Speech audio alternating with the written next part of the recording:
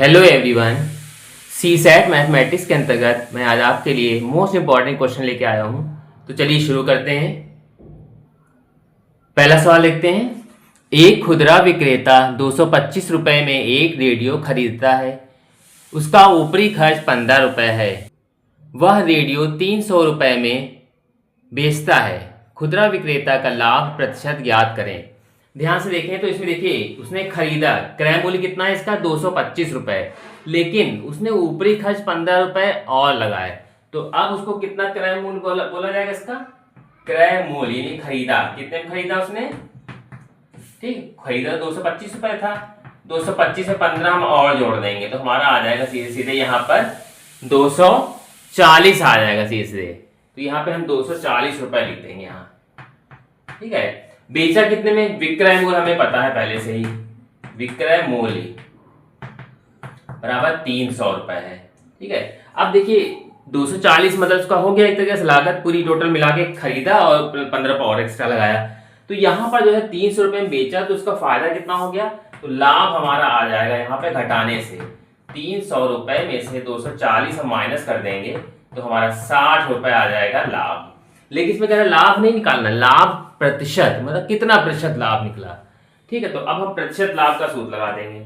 प्रतिशत लाभ क्या होता है? प्रतिशत लाभ का ये होता है लाभ बटे क्रय मूल्य, क्रय मूल्य इंटू 100, ये होता है फॉर्मूला।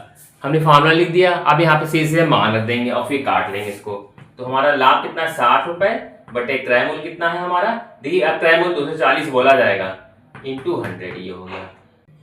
हमने इसको ऊपर लिख लिया साफ साफ। अब इसको काटेंगे यहाँ पे, 0 0 यहाँ कट गया, 6 दहम 60 और 6 चौकी 24।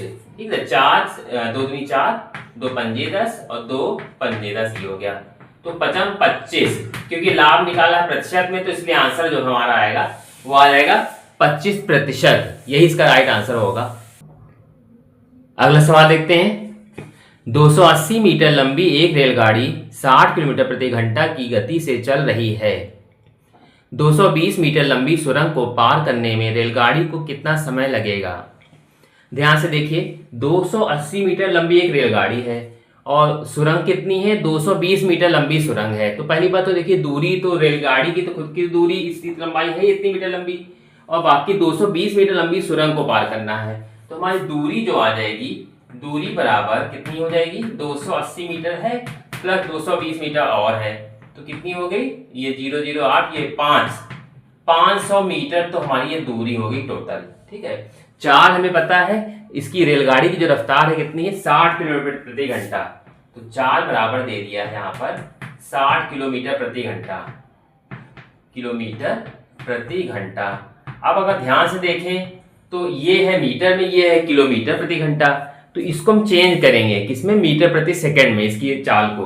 तो चेंज करेंगे, कितना लाएंगे यहाँ पे? 60 गुणे, आपको पता होगा कि 5/18 से मल्टीप्लाई करने से ये जो है थोड़ा शॉर्टकट बन जाता है।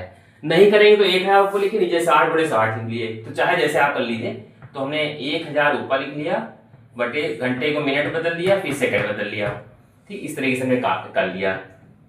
तो अब अगर देखा जाए, 1 60 से 60 तो यहीं पहले कट गया, 1 0 0 यहाँ कट गया, 2 3 6, 2 पंजे 10, यानी कि 50/3 मीटर प्रति सेकंड में हमारी चाल कन्वर्ट होकर आ गई। चाहे तो आप 5/18 से भी कर सकते हैं, उससे आपको ज्यादा इजी पड़ेगा।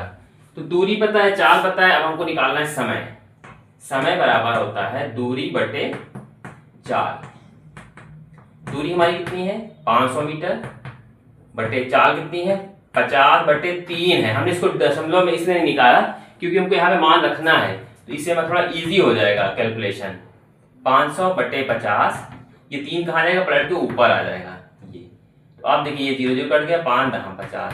ठीक है, तो 10 ऊपर बचा, इंटू में 3 बचा है, तो 10 को हम 3 से जो है यहाँ गुणा कर लेंगे। तो 10 3 30 सेकंड में आंसर आएगा। क्यों सेकंड में आएगा?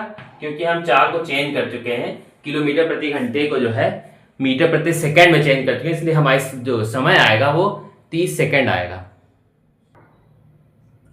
अगला सवाल है, व्यंजक x प्लस वाई का क्यूब होल क्यूब है प्लस x माइनस वाई का होल क्यूब का गुणनखंड ज्ञात करें। देखिए ये इस टाइप का सवाल दिया हुआ है और ना हमको इसमें क्या करना है, यहाँ पे फार्मूला लगाना सीधे एक्स प्लस वाई का क्यूब। जब होल क्यूब होता है उसका फार्मूला होता है पहले का घन प्लस दूसरे का घन, दोनों की गुणा उसका 3 गुना 3xy, और जो चीज ब्रैकेट में है उसको ऐसे लिख देंगे। सेम ऐसे इसको भी करेंगे, पहले का घन प्लस दूसरे, माइनस है तो माइनस रहेगा, माइनस दूसरे का घन, दोनों की गुणा उसका 3 गुना 3xy, और जो चीज ब्रैकेट में है x माइनस वाई, उसको ऐसे लिख देंगे इसलिए। तो अब अगर हम इसको सॉल्व करेंगे इसको, तो हमारा कहीं गुणनखंड निकल के आ पाएगा। कैसे करेंगे, देखिए पहली चीज तो ये कि कट रही वाई क्यूब से, ये वाई क्यूब कट गया, प्लस माइनस यही कट गया, थोड़ा सा आसान हो गया। 2 ये एक्स क्यूब है, ये एक्स क्यूब है, तो हो जाएगा 2x क्यूब प्लस, आप देखिए यहाँ पे क्या करेंगे, ये दोनों एक जैसे नहीं है, क्योंकि यहाँ पर अगर ध्यान से देखें प्लस है, वहां पे माइनस है, तो इसका मल्टीप्लाई करेंगे अंदर तो हो जाएगा 3x² y, और इसका मल्टीप्लाई करेंगे तो हो जाएगा 3xy²।